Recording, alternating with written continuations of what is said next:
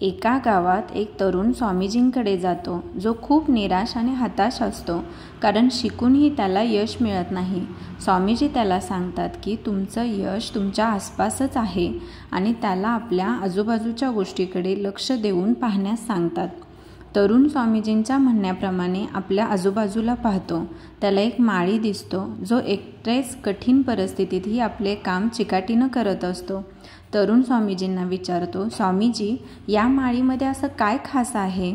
स्वामीजी हसतात आणि उत्तर देतात, या माळीमध्ये शिकण्याची वृत्ती आहे.